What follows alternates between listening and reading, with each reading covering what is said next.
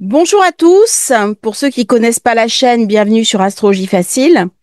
Au moment où Vénus arrive dans le signe familial, nourricier, protecteur du Cancer, eh bien, elle va faire un carré à deux planètes turbulentes, Saturne et Neptune. Ce carré est très intéressant parce que il se produit au moment même où Soleil vient de faire un quasimi-Mercure et Mars vient de dépasser le nœud sud, donc il y a eu un espèce de nettoyage. On est en période de quasimi et Vénus relâche le carré avec Mars. Qui est le plus fort? Eh bien, ce sont les deux turbulents, Saturne-Neptune, qui imprègnent Vénus.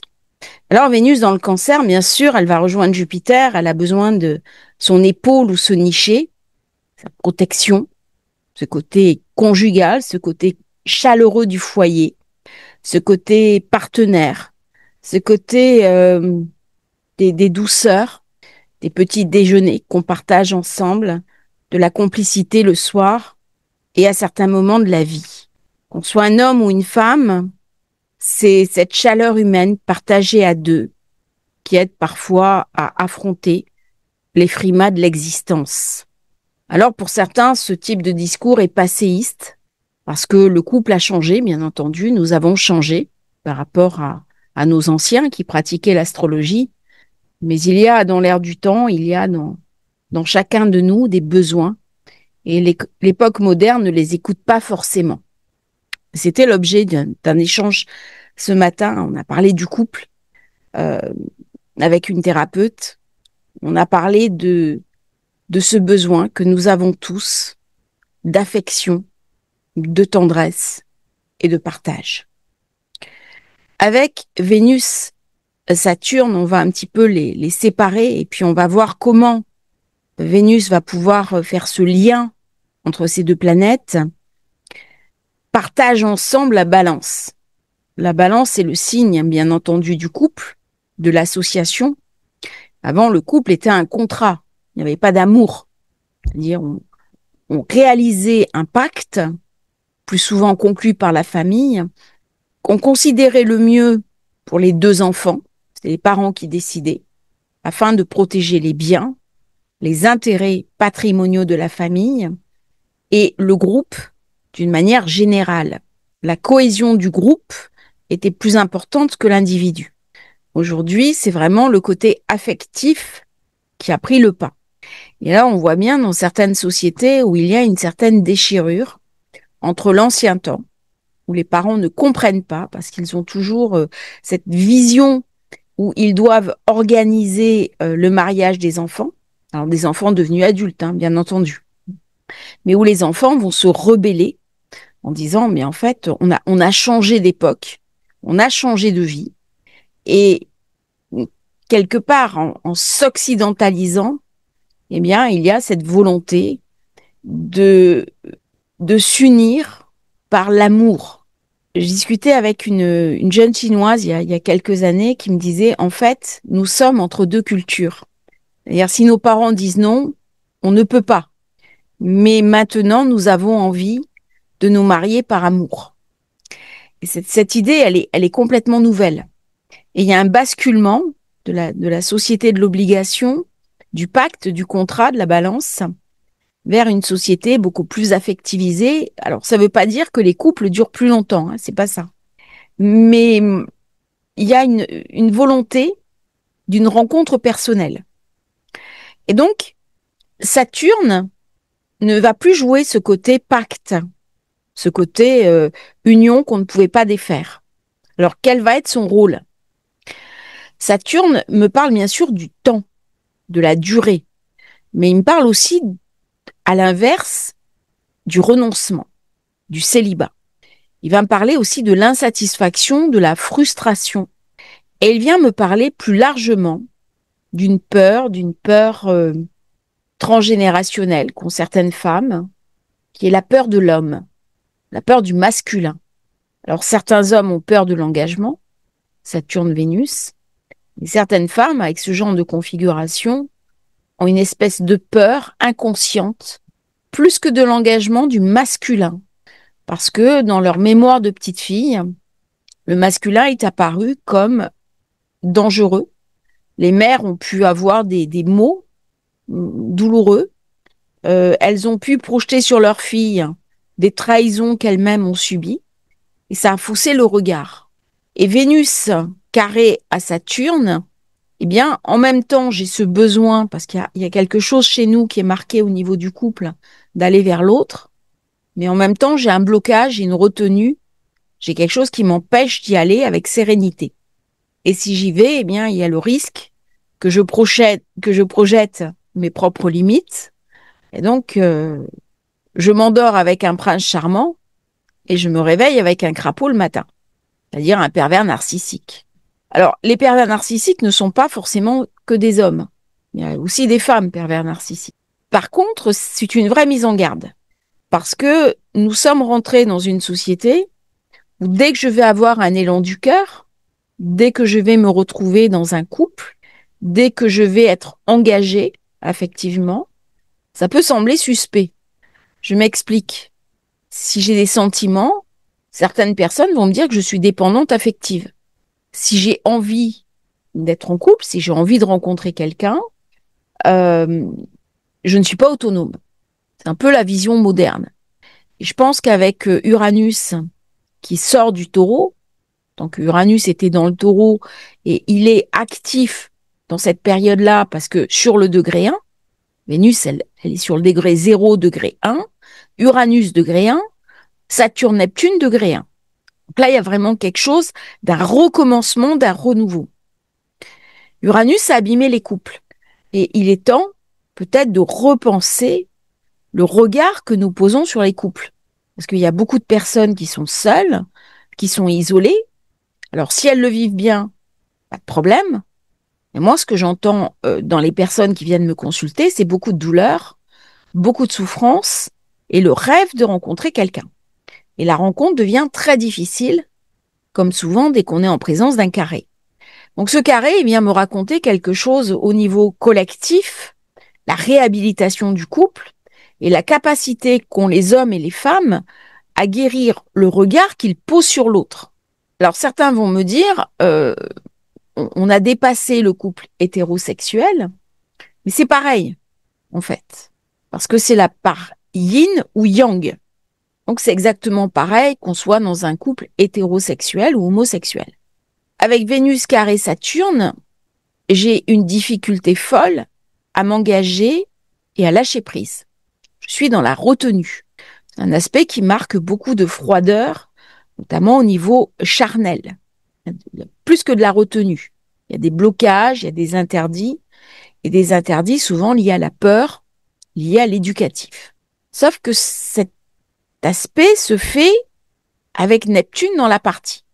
Alors là, c'est un autre composant de cette configuration, c'est le prince charmant. Vénus carré Neptune, c'est l'hyper-romantisme. Donc je rêve de rencontrer un homme ou une femme qui soit comme ça, qui soit comme ça, qui soit comme ça. Et parce que j'ai moi-même été blessée, parce que je porte une blessure d'amour, qui est souvent concomitante avec une blessure narcissique, parce que quand j'ai une blessure d'amour, c'est aussi, je souffre d'avoir perdu l'être aimé, mais je souffre aussi d'un mécanisme d'abandon et d'un mécanisme de rejet. Avec ce carré, si je vais rentrer dans le contrôle parce que j'ai peur de l'abandon, eh bien, je vais décider du profil de la personne que je vais choisir. Et je vais établir un certain nombre de critères qui sont très fixes, très normés. Sauf que ça devient une personnalité contrôlante. Et si l'autre ne remplit pas tous ces critères, eh bien, il sera chassé de ma vie. Donc, Vénus-Neptune, c'est pas mieux que Vénus-Saturne, parce que ma perception de la réalité est totalement faussée par mon imaginaire, par mon imagination, par ce que je projette, une espèce de fantasmagorique. Et donc, ça rejoint complètement des mécanismes d'évitement, des mécanismes d'empêchement qui sont marqués de manière beaucoup plus brutale sur le carré Vénus-Saturne. Alors, je me suis posé la question quel pouvait être le lien entre ces 3 planètes. Vénus-Saturne, c'est facile. C'est Balance, la rupture, les divorces, les séparations et ma difficulté à m'engager dans un couple. Par contre, avec la présence de Neptune, il y a peut-être autre chose. Alors, j'ai vu 2 niveaux d'interprétation. Le premier niveau, c'est de me dire, attention, avec cette configuration-là, lorsque je suis dans j'ai peur de l'autre, j'ai peur de l'engagement, j'ai peur de bâtir un couple, j'ai peur d'être prisonnier ou prisonnière, j'ai peur de l'homme, j'ai peur de la femme, j'ai un rejet de la femme par exemple, Vénus, Saturne, eh bien, cette angoisse, cette inquiétude peut se repositionner autrement en disant je vais surfantasmer.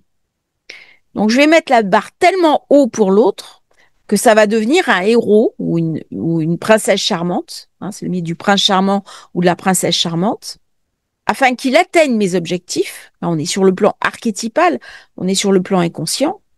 Mais comme mes objectifs sont tellement impossibles à réaliser, eh bien, je vais rester seule ou seule en disant j'ai pas trouvé la perle rare.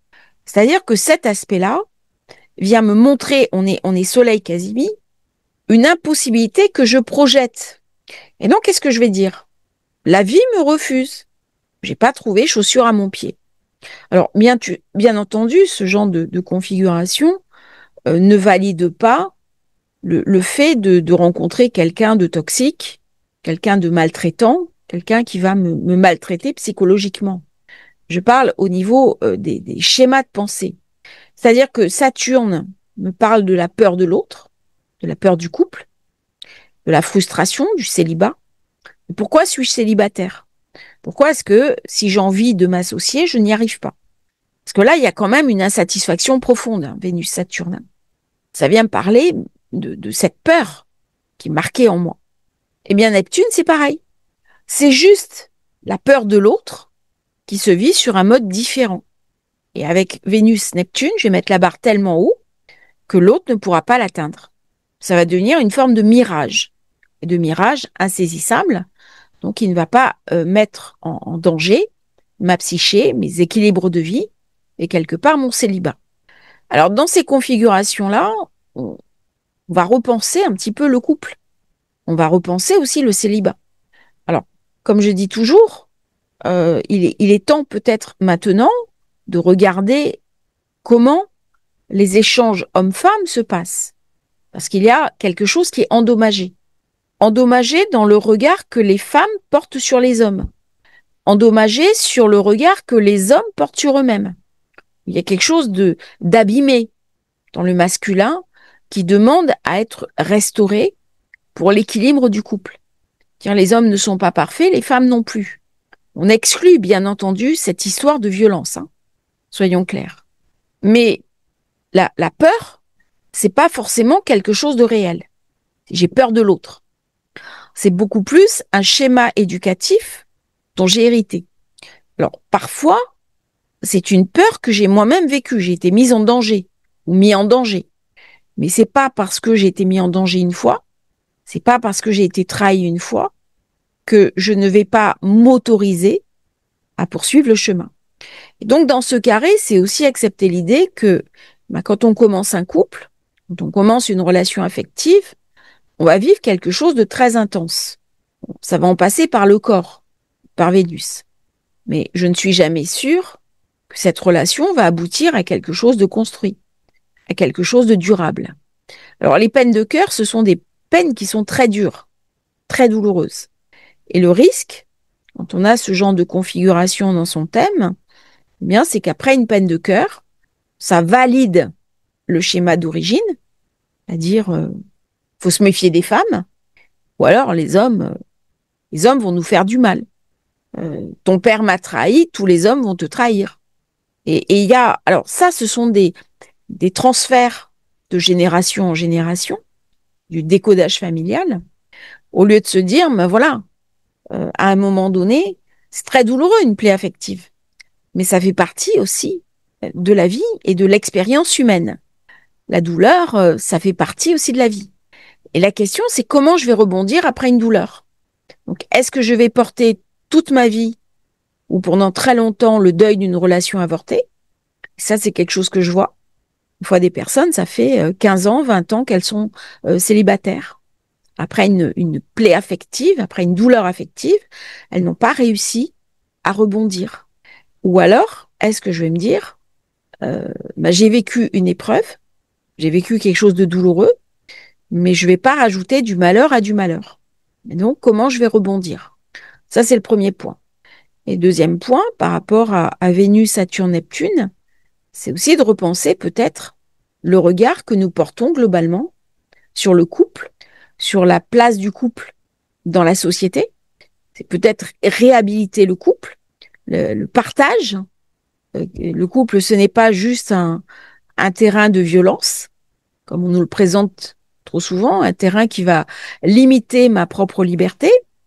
C'est aussi un endroit où je vais trouver du soutien, où je vais trouver un terrain d'expérience et où je vais trouver un autre regard que le mien et qui va me permettre d'évoluer. C'est-à-dire que quand je suis seule, le regard que je porte sur moi est toujours celui de la perfection. À deux, c'est déjà beaucoup plus difficile. Et donc, ce carré, avec Neptune, qui va s'incruster dans le bélier très longtemps, et Saturne, pareil, on est vraiment dans un nouveau programme qui se met en place. Il y a vraiment une espèce de remasterisation de la société, et il va falloir qu'on regarde ce qu'on désire faire passer ou pas. Et l'idée du couple, elle est très importante. Elle est très importante parce que c'est un vecteur important d'une vie. Alors bien sûr, des fois ça ne se fait pas, mais quelque chose qui nous échappe. On va me dire c'est le destin, c'est la destinée. Mais si on s'interroge bien dans ses comportements, dans ses attitudes, pourquoi ça ne marche pas? Mais ça, c'est une réponse souvent qu'on a en analysant le thème de naissance. Et on voit des personnalités qui sont blessées et qui ont mis des mécanismes d'évitement, des mécanismes de blocage, des schémas de pensée erronés et un sentiment général de trahison avec une généralisation. Tous comme ça, tous pareils ou toutes pareilles. Alors avant, on entendait beaucoup plus toutes pareilles que tous pareils. Maintenant, ça s'est inversé. Mais au final, il y a de la souffrance. Et je pense que le temps va être venu de repenser peut-être les relations de couple et le rapport que l'on entretient avec le couple. Pourquoi? Parce que Vénus, elle rentre en Cancer. Et Jupiter se trouve déjà dans le Cancer.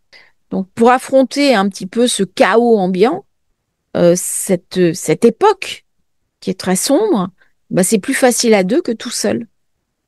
Quand on est seul, on se sent isolé, on a beaucoup plus de peur, on a beaucoup plus d'angoisse, on a beaucoup plus de phobie. Et donc Vénus, elle vient nous questionner. A fortiori en rentrant avec les deux caractériels du zodiaque, si je puis m'exprimer ainsi. Alors bien sûr, Vénus-Neptune va me parler aussi de mysticisme, c'est évident. Sauf que sur un carré, c'est pas le mieux. Hein. Donc elle vient me parler aussi de trahison et de la peur d'être trahi. Il y a une mise à distance dans ce carré. Alors si je regarde Saturne et Neptune, j'ai pas encore fait la vidéo sur la conjonction. Je suis toujours en train de travailler dessus.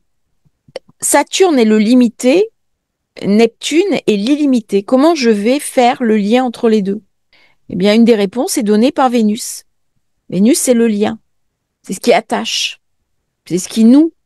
Et en parlant comme ça, d'ailleurs, ça me fait penser à un acte de magie dont on parlait beaucoup au Moyen-Âge, qui était le phénomène de nouer l'aiguillette. Alors, nouer l'aiguillette, on accusait les sorciers ou les sorcières de faire un lien et ça rendait la personne impuissante, l'homme impuissant. Et il accusait telle ou telle personne de lui avoir noué l'aiguillette. Eh bien, nouer l'aiguillette, c'est vraiment Vénus-Saturne, matinée d'un petit peu de Neptune. Et à quel niveau, dans nos sociétés, on s'est fait nouer l'aiguillette? Alors, bien sûr, ça dépasse le côté érotique, le côté puissance. puissance masculine, mais il y a quelque chose de psychique où quand vous êtes en couple, euh, on sent bien comment les personnes seules peuvent jeter de l'huile sur le feu, parce que dans un couple, il y a toujours des difficultés, et comment c'est compliqué. Il y a une espèce de séparation entre ceux qui sont en couple et ceux qui sont en célibat. C'est pas dit, c'est pas reconnu, mais on le sent. C'est des petites phrases, c'est des petits mots. Et ça, c'est intéressant. De regarder simplement, on est dans le bélier, on est aussi dans le signe du regard. On est aussi là pour s'analyser, se comprendre, et puis regarder la société. Et là, il y a quelque chose d'endommagé à rectifier. Et au moment où Vénus passe dans le cancer, c'est le moment de rectifier. Donc, regardez un petit peu dans votre thème de naissance comment Vénus aspecte Saturne, comment elle aspecte Neptune, quels sont les liens entre Saturne et Neptune, et comment vous-même vous percevez le couple, comment vous percevez votre célibat si vous êtes célibataire. Si tout va bien, c'est pas la peine d'y réfléchir, mais s'il y a un manque, eh bien, je vous invite à regarder vos schémas d'origine et essayer de mettre des mots sur votre histoire. Et là, on a quelques jours pour réfléchir à toutes ces thématiques. Donc, je vous remercie d'avoir suivi cette vidéo. J'espère qu'elle vous aura intéressé. N'oubliez pas de vous abonner à la chaîne. C'est très important pour nous soutenir. La chaîne a beaucoup monté ces derniers temps et ça fait vraiment, vraiment plaisir. Et si vous souhaitez commander thème de naissance, révolution solaire, vous avez les liens dans la description. À bientôt pour un nouveau partage sur Astrologie facile.